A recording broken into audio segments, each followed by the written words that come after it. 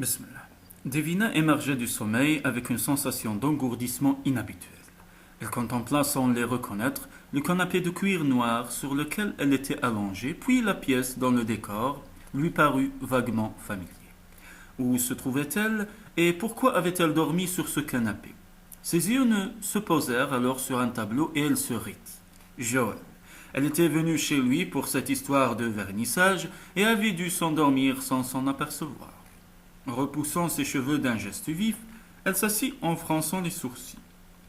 Joël lui avait dit quelque chose juste avant qu'elle s'endorme, mais quoi? Un silence de plomb enveloppait la maison. Ils devaient tous assister au vernissage et elle s'en félicita. Ainsi, elle pourrait s'exhiber sans être vue. Étouffant un bâillement, la jeune femme se recoiffa à la hâte avant de regagner le hall. Devina? Surprise, Devina se retourna et crut défaillir en voyant Joël, penché sur la rambarde de l'escalier. Pour tout vêtement, il ne portait qu'un peignoir bleu foncé. Ce ne fut pourtant pas sa tenue qui lui fit battre le cœur, mais ce visage fiévreux, ce regard aigu qu'elle ne lui connaissait pas. Bouleversée par cette vision inattendue, elle s'appuya contre le mur, incapable de savoir si elle était heureuse ou vexée de n'avoir pu s'enfuir sans le revoir. Tu n'es pas parti, s'inquiète-t-elle. Où ça? À l'exposition. Ah si, tu as fait vite. Quelle heure est-il? Nous sommes demain. Pardon? Le visage de Joël s'illumina d'un sourire dévastateur. Tu as dormi 24 heures. Oh non, s'exclama-t-elle catastrophée. Sans la quitter du regard, Joël descendit lentement l'escalier. Le seul? Demanda-t-il en atteignant la dernière marche. Devina ouvrit des yeux errants. Le seul quoi? C'est justement ce que j'aimerais savoir, murmura-t-il en posant doucement les mains sur ses épaules. Une telle fièvre brillait dans le regard de Joël que Devina baissa les yeux, incapable d'en soutenir l'éclat. Je dois rentrer, Joël. Je n'ai même pas défait mes valises ni ouvert mon courrier. Ai-je vraiment été le seul homme dans ta vie, Devina? La jeune femme émit une plainte étouffée et ne put retenir plus longtemps ses larmes. À quoi bon, Joël? Laisse-moi partir. Loin d'obéir, il la tira dans ses bras avec tendresse. J'ai un énorme défaut, chuchota-t-il. Je crois toujours que les gens que j'aime comprennent ce que je ressens sans que j'aie besoin de le leur dire. Ces quelques mots bouleversèrent la jeune femme. Pourtant, un reste de méfiance lui conseillait de ne pas rendre les armes trop vite. Et puis, si Joël tenait tant à elle, il n'en restait pas moins qu'il l'avait traitée avec cruauté. Pourquoi m'as-tu renvoyé l'autre jour? Demanda-t-elle. J'étais foudrage. Aquin, tu m'as rappelé. Scellé à ces pires moments, le réquisitoire, les reproches, les accusations gratuites, je ne l'ai pas supporté. Ce ne serait jamais arrivé si tu avais eu confiance en moi, murmura-t-elle timidement. D'un doigt, Joël souleva le menton de la jeune femme pour sonder son regard. Que veux-tu dire, Devina?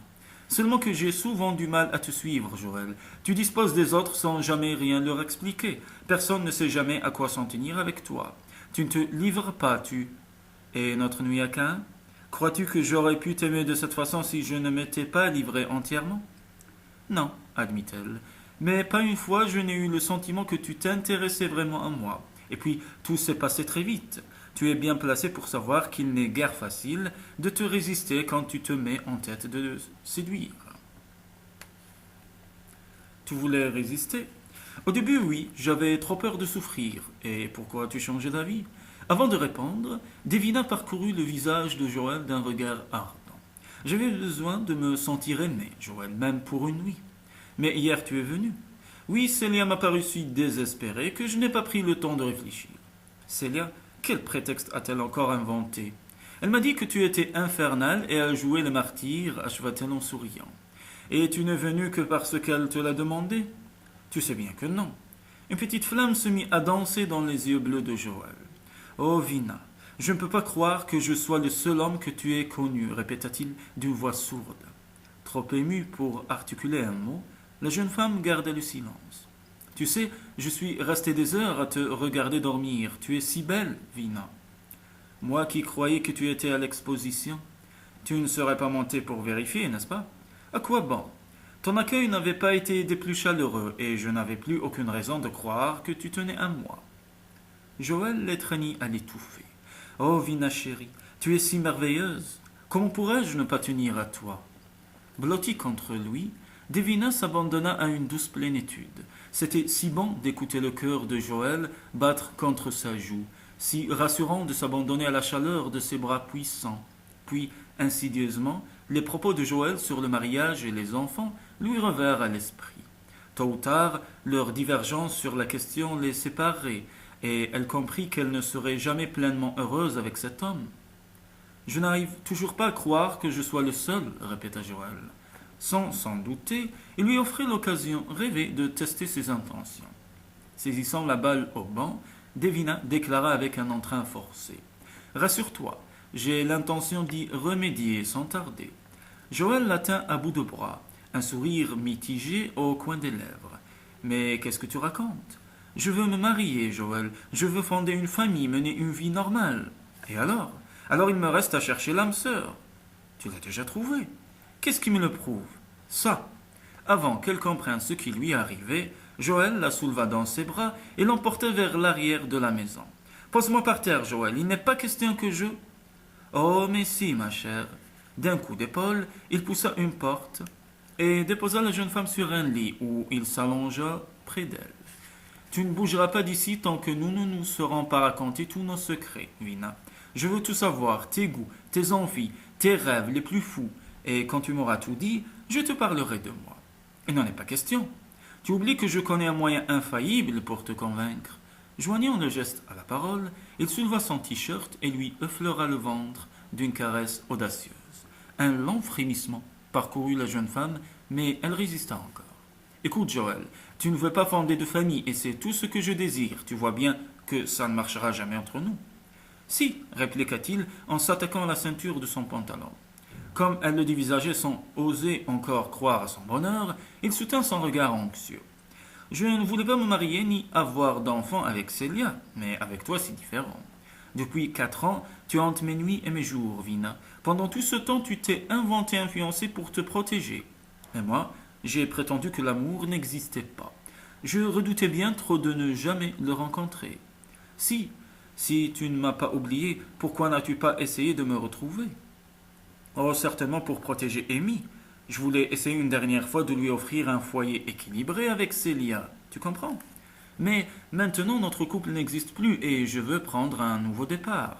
Avec toi, ma chérie. Bien qu'ébranlée par la sincérité qui se reflétait dans le regard de Joël, Davina doutait encore. Tu as pourtant toujours clamé haut et fort que tu refusais de t'engager. J'avais peur, Davina, peur d'aimer, peur d'être rejetée. Sans doute à cause de ma mère, comme tu l'as toi-même dit. C'est aussi pour cela que j'ai voulu donner à Amy l'amour et l'équilibre qui m'avaient été refusés. Malheureusement, rien n'allait plus avec Célia. Son métier comptait plus que tout pour elle. Elle a une vocation innée pour dénicher les talents et faire main basse sur leur vie. Certains artistes s'en accommodent, mais moi j'ai tout fait. J'ai tenu le coup pour Amy, puis j'ai fini par la quitter. C'est à cause de Célia que je t'ai chassé à Caen. Tu te montrais aussi possessive qu'elle et j'ai eu peur. Un sourire lumineux éclaira alors son visage. Mais si tu n'étais pas venu, c'est moi qui serais allé te voir. J'ai laissé passer du temps pour te punir et je crois bien que je n'aurais pas pu rester un jour de plus loin de toi. Davina poussa un cri d'indignation. Ça alors, te rends-tu compte de l'enfer que j'ai vécu? Je t'en voulais d'avoir douté de moi, Davina, mais rassure-toi, en me vengeant, je me suis puni moi aussi.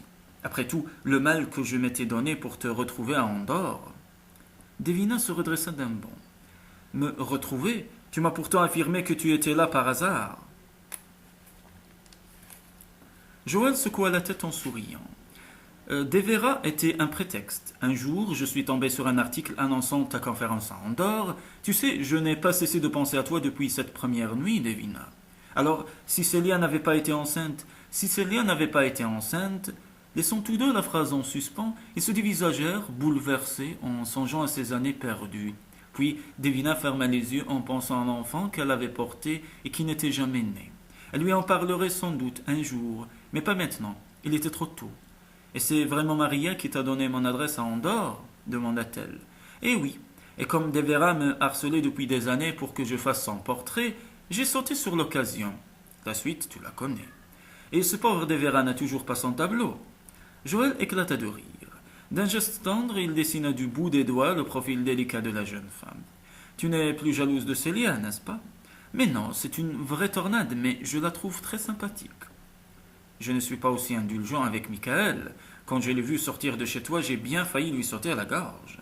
Pauvre Michael, il n'y a pas plus inoffensif que lui. Qu'a bien pu te dire Célia pour que tu t'enfuis en Floride pendant un mois? Que je devais t'oublier, que tu n'étais pas un homme pour moi, que la vie avec un artiste était un enfer, etc. Joël poussa un soupir exaspéré. C'est du Célia tout craché. Si je l'avais sous la main, elle passerait un sale quart d'heure. Figure-toi que je suis allé chez toi pour m'excuser 3 jours après notre dispute. Tu imagines ma joie quand ta voisine m'a appris que tu étais parti. La jeune femme leva vers lui un regard désolé. Alors, si je n'étais pas parti sur un coup de tête, nous aurions évité l'enfer de ces 5 dernières semaines, répliqua-t-il en effleurant son nez d'un baiser aérien. Remarque, je n'ai pas perdu mon temps, puisque je me suis encore démis l'épaule. Cette fois, Hélène a même réussi à me convaincre de me faire opérer. Et tu es complètement guéri? Oui, mais j'ai vécu les 5 semaines les plus éprouvantes et les plus longues de ma vie. La tête dans le creux de son bras, Joël considéra Davina d'un air rêveur. Quand j'étais petit, poursuivit-il, je traînais devant les maisons où vivaient des familles nombreuses. Leur tourbillon incessant me fascinait. J'imaginais les pères chahutant avec leurs enfants, les longues soirées autour d'un jeu ou d'un repas, et puis je rentrais chez moi dans une maison vide où m'attendait la jeune fille au père du moment. Ta mère n'était jamais là? Très peu. Oh, ce n'était pas une mauvaise mère, j'étais juste arrivé un peu trop tôt dans sa vie. Et ton père? Il est mort quand j'avais 3 ans. Je n'ai aucun souvenir de lui. Quand j'étais à l'hôpital, je voyais des enfants rendre visite à leur père, des femmes à leur mari, reprit-il à voix basse, et dans ces moments-là, tu me manquais encore plus cruellement. Alors quand ton nom est apparu sur un vol en provenance de Floride, quoi, tu savais par quel vol j'arrivais? Bien sûr, j'avais deviné que tu étais chez tes parents et je téléphonais chaque jour à l'aéroport pour savoir si ton nom figurait sur l'un des vols. Il suffit à la compagnie de dire oui ou non. Fronçant les sourcils, la jeune femme lui lança un coup d'œil soupçonneux. Tu as demandé à Célia de me téléphoner, n'est-ce pas? Un sourire diabolique apparut sur les lèvres de Joël. Célia est très facile à manipuler quand on la connaît, répondit-il avec malice. Tu aurais aussi bien pu appeler toi-même. Non, Vina, je voulais te voir, observer ta réaction quand tu me verrais. Tu ne manques pas de toupet. Tu t'es montré odieux. Joël éclata de rire. Pure tactique, ma chère.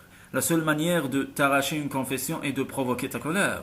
Cela étant, je ne m'attendais pas à celle que j'ai obtenue, ni à ce que tu sombres dans le sommeil, mais j'étais heureux. Mon rêve était enfin devenu réalité. Je veux t'épouser, Davina. Cela fait 4 ans que j'y pense. Je te connais mal. Je sais que tu t'attends toujours au pire, mais aussi que tu es généreuse, courageuse et terriblement sexy. Et puis, ces quelques jours en France ont été parmi les plus heureux de ma vie. Comment as-tu pu tomber amoureux de moi il y a 4 ans, alors que je me suis servi de toi? Tu devrais éprouver du dégoût et du mépris, pas de l'amour. Au début, je t'ai détesté, je l'avoue, et plus tard, je me suis souvenu de ton regard blessé, presque suppliant, et j'ai compris que tu avais menti. C'est à partir de ce moment que tu as fait partie de ma vie nuit et jour. Une soudaine gravité assombrit le regard de Joël. Je me suis toujours demandé si tu conservais un souvenir aussi précis que moi de notre première rencontre, murmura-t-il. Chaque seconde est restée gravée dans ma mémoire, répondit Davina d'une voix altérée par l'émotion. Vina chérie, après cette nuit-là, plus rien n'a eu la même saveur.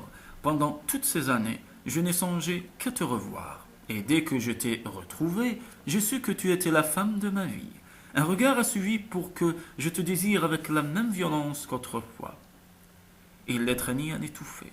Si tu savais comme je t'ai attendu, je vais t'épouser, passer ma vie dans tes bras. Je l'ai su à la minute où je t'ai vu.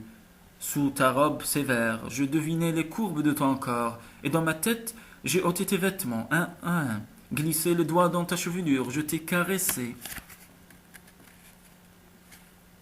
Elle l'interrompit d'un doigt sur la bouche. Chut, fit-elle, inclinant doucement la tête. Elle déposa un baiser profond sur ses lèvres. Nous sommes destinés l'un à l'autre, murmura Joël, je le sais depuis toujours. Moi aussi, dit Davina. Et il lui donna un long baiser qui ralluma son désir. Mais dites-moi, monsieur Gilman, reprit-elle en s'écartant de lui, pourquoi tu as été si brusque avec moi à Andorre? C'est simple. J'étais sûr de mes sentiments, pas des tiens. Heureusement que je me suis démis l'épaule. C'était un prétexte idéal pour rester plus longtemps avec toi. Vexé d'avoir été manipulé, Davina lui donna une bourrade dans les côtes. Je parie qu'il y avait un train auto à Toulouse. Joël acquiesça en pouffant. Espèce de monstre. Sans cesser de rire, il aventura une main sous le t-shirt de la jeune femme et effleura sa gorge d'une caresse sensuelle qui lui arracha un gémissement. Dis-moi que tu m'aimes autant que je t'aime, Vina. Je t'aime, dit-elle dans un souffle, depuis le premier jour. Je veux te faire l'amour, chuchota Joël. Je veux te caresser, t'embrasser, t'entendre me dire que tu m'aimes encore et encore, mon amour. Une plainte sourde s'éleva de la gorge de Davina, mais son cri de désir s'étrangla quand des petits pas résonnèrent dans l'escalier. Papa, je suis là. Joël se redressa le visage décomposé. Seigneur, nous sommes samedi. Resserrant en toute hâte la ceinture de son peignoir, il bondit hors du lit. Davina eut juste le temps de rabattre son t-shirt avant que la porte ne s'ouvre sur une Amy radieuse, serrant contre son cœur son inséparable poupée. Vina, s'écria la fillette en se jetant dans ses bras. Bonjour ma chérie, dit la jeune femme en souriant. Après la tension des dernières semaines, elle se sentait soudain libérée de tous ses soucis. Elle avait envie de rire, de crier sa joie à la face du monde et d'être enfin heureuse. Nous allons devoir remettre nos projets à plus tard. À ce que je vois, dit-elle en serrant Amy dans ses bras. Pas question, s'exclama Joël. Il y a quelqu'un fit une voix dans le couloir. Célia. Le regard de Célia alla de Joël à Davina, puis un sourire s'élargit sur ses lèvres. Vous avez l'air aussi fous l'un que l'autre, et toi, ma chérie, amuse-toi bien, ajouta-t-elle en se penchant pour embrasser sa fille. Avant de quitter la pièce, elle se retourna. Et je vous souhaite tout le bonheur possible, dit-elle en souriant. Il serait vraiment complet si tu gardais. D'un geste impérieux, Célia coupa Joël. Impossible. Je vais à Betheringham et Amy s'y ennuierait à mourir. Un peu déçu de ne pouvoir rester seul avec Davina, Joël retrouva vite son sourire en voyant le minois rieur de sa fille. Je peux sauter, dit-elle en lui lançant un regard charmeur. Joël acquiesça d'un hochement de tête et la petite s'empressa d'ôter ses chaussures pendant que Davina libérait rapidement le lit. Tu as parlé de nous, susurra-t-elle à l'oreille de Joël. Joël blêmit. Mon Dieu, non. Et ne recommence pas à rire, ce n'est pas drôle. Si nous ne voulons pas attendre jusqu'à demain soir, tu feras bien d'annoncer maintenant à ta fille qu'elle va avoir une belle-mère et des petits frères et sœurs. Pendant ce temps, je prends une douche, d'accord conclut-elle, en se dirigeant vers la porte. Non, pas d'accord, Davina, reste ici. À tout de suite, mon amour, murmura-t-elle en s'éclipsant avec un sourire malicieux. Tu ne perds rien pour attendre, grommela Joël. Davina l'espérait fermement. Cela faisait trop longtemps qu'ils se languissaient l'un de l'autre, songea-t-elle, le cœur débordant d'amour. Mais que changer une petite demi-heure quand on avait l'éternité devant soi?